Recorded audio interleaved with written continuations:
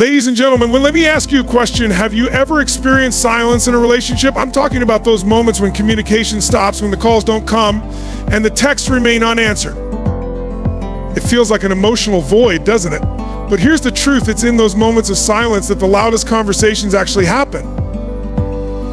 See, when a man and a woman stop contacting each other, it's not just about the absence of words, it's about what the silence represents. And if we're being honest with ourselves, silence isn't the villain here. It's a mirror. The power of space in relationships. Space is not your enemy, it's your teacher. When communication stops, it creates a vacuum. And what fills that vacuum is either fear, resentment, or self-awareness. Many people rush to fill silence because they fear being alone with their thoughts. But sometimes stepping back is the most loving thing you can do for yourself and for them. Emotional triggers and healing. When two people stop talking, all the unresolved emotional triggers come to the surface. That silence is an opportunity, a space where you get to ask yourself, why do I feel this way? Why does their absence hurt me so much?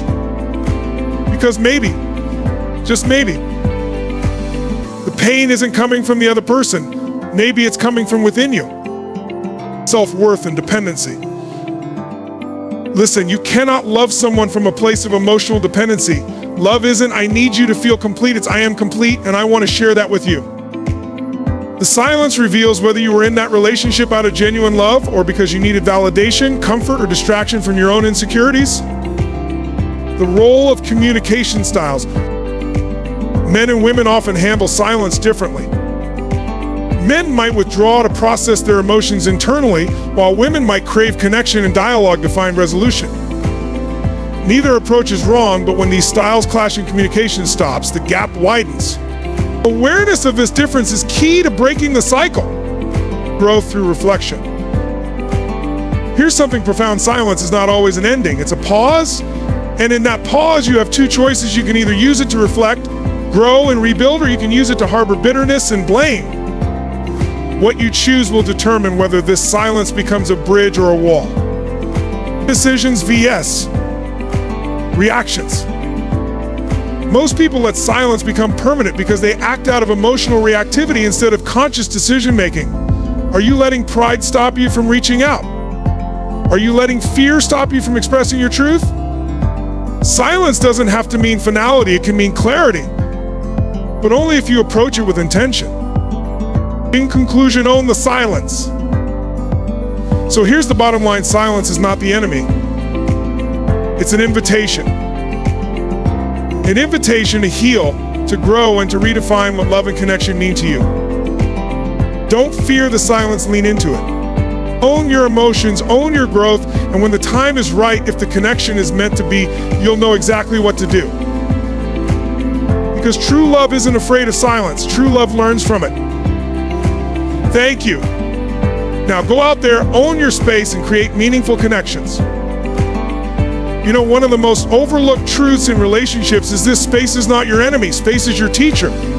But let me tell you something, most people are absolutely terrified of it. Why? Because space feels like emptiness. It feels like abandonment. But in reality, it's an invitation. An invitation to pause, to reflect, to breathe, and most importantly, to understand. When a man and a woman stop contacting each other, there's often this instant assumption that something is broken, something is beyond repair. But sometimes that space, that silence, is the exact thing that's needed to bring clarity, healing, and even a deeper connection. You see, human beings have this deep primal need for connection. And when that connection is disrupted, our survival brain kicks in. We start asking, why aren't they calling? Did I do something wrong? Are they with someone else? And before we know it, our minds become this chaotic battlefield of assumptions and insecurities. But here's the truth: space isn't about them, it's about you. Space gives you the opportunity to confront your inner world. Because let's face it, relationships have a way of blurring our vision. When you're constantly in contact with someone, your focus tends to stay outward. You become consumed with their thoughts, their feelings, their reactions, but when the calls stop and the text goes silent, the noise begins to settle. And in that stillness, you're left with the one person you often avoid facing, yourself. Now, I know that sounds uncomfortable. Most people hate being alone with their thoughts because silence exposes the cracks. It brings up insecurities, fears, and past traumas. But listen, those cracks aren't there to shame you, they're there to show you where the light needs to get in. Space becomes the perfect canvas for you to ask the big questions. Who am I without this person? What do I really want from this connection? Am I seeking love or am I seeking validation? And here's the kicker, sometimes the answers to those questions can change everything. You might realize that the relationship was built on a shaky foundation, or you might realize that the connection was genuine but was being sabotaged by miscommunication or emotional baggage. Either way, space gives you the gift of perspective. Let me share something powerful with you. People often mistake space for indifference. They think if they really cared about me, they'd reach out.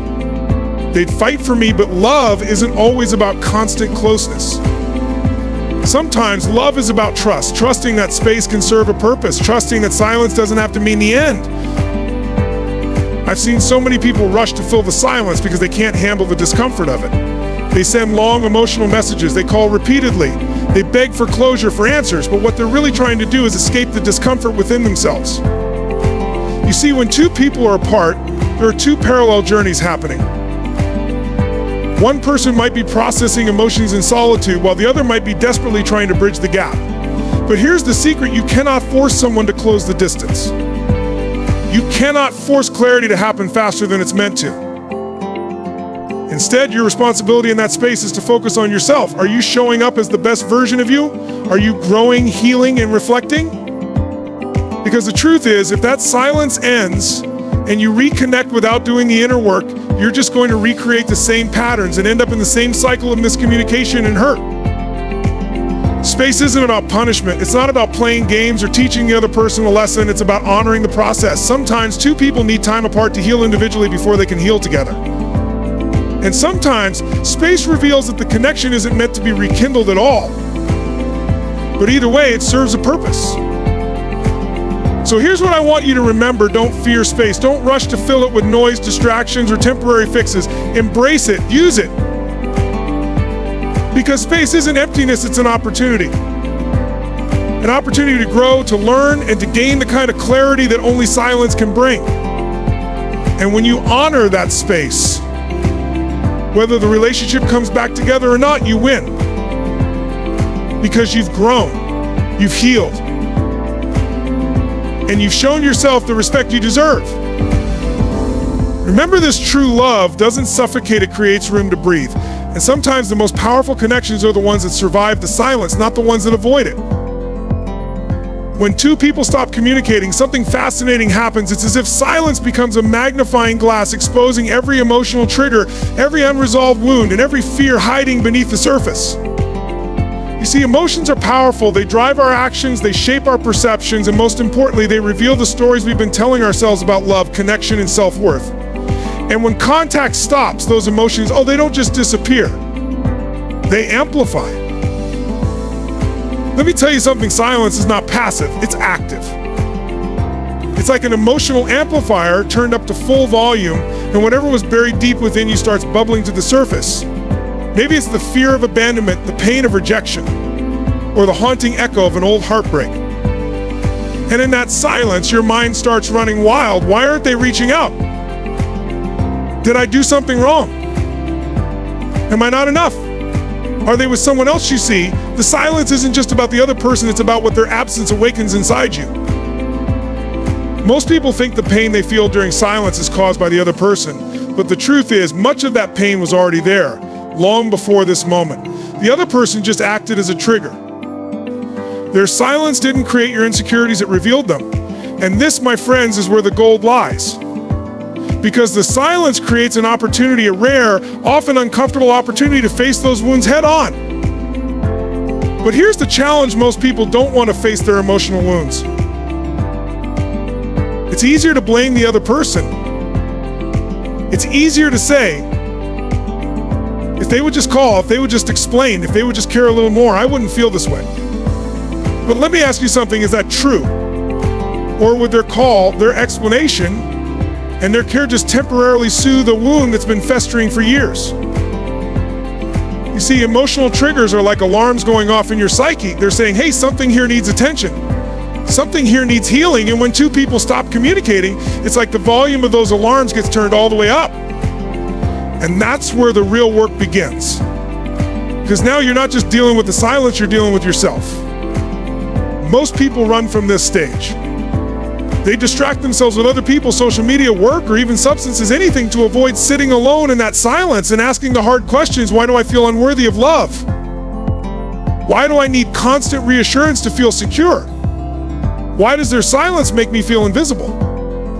These are not easy questions to ask, but let me tell you something, they are necessary. Because if you don't address these triggers, they will follow you into your next relationship and the next one after that. Now, there's something else that happens in the silence reflection. You start replaying conversations, analyzing words, and second-guessing your actions. This can be helpful, but only if done with intention. Because if you're not careful, this reflection can turn into obsession. You can find yourself trapped in a loop of self-blame and regret. But remember, this growth doesn't come from obsessing over what you could have done differently. It comes from understanding what you can learn from the experience. Healing isn't about finding ways to make the other person act differently. It's about finding ways to make yourself respond differently. Because here's the thing, when someone's silence triggers deep emotional pain in you, it's not always about them. Sometimes it's about that childhood memory of being overlooked, that past relationship where you felt disposable, or that belief you've carried for years that says you're not worthy of consistent love. But this is where the real transformation happens. When you stop running from the discomfort, when you stop numbing the pain, and you sit with it, truly sit with it, you start to heal. And when you heal, silence no longer feels like abandonment. It feels like space. Space to breathe, space to grow, space to let go. Now, I'm not saying this process is easy. In fact, it's one of the hardest things you'll ever do. But it's also one of the most rewarding. Because when you heal those emotional triggers, something incredible happens. You stop needing someone else's presence to feel whole. You stop letting silence control your peace. And you start showing up in your relationships not as someone desperate for validation, but as someone who is whole, secure, and emotionally resilient. So the next time silence shows up in your relationship, don't run from it. Lean into it. Listen to what it's trying to teach you, because sometimes silence isn't there to punish you, it's there to heal you. And if you can sit with that discomfort long enough, you'll come out on the other side stronger, wiser, and more connected to yourself than ever before. And when that happens, whether the relationship is rekindled or not, you'll know one thing for sure: you've grown. And that, my friends, is a victory no silence can ever take away. One of the most profound revelations silence brings in relationships is the question of why we seek connection in the first place. When communication stops and the other person isn't there to provide their presence, their words, or their attention, something deep within us begins to stir. It's as if we're forced to confront a mirror that reflects whether our love was built on genuine connection or on emotional dependency. You see, self-worth and dependency are often tangled together so tightly that it's hard to tell where one ends and the other begins. Here's the truth: if your sense of self-worth is anchored to someone else's attention, validation, or affection, silence will feel like an attack. It will feel like proof that you are not enough, that you are unworthy of love, or that you failed in some unspoken way. But let me tell you something powerful: your worth is not determined by someone else's ability to show up for you. It's not determined by their texts, their calls, or their words. Your worth is inherent. It's something you bring with you into every interaction, every connection, and every moment of silence.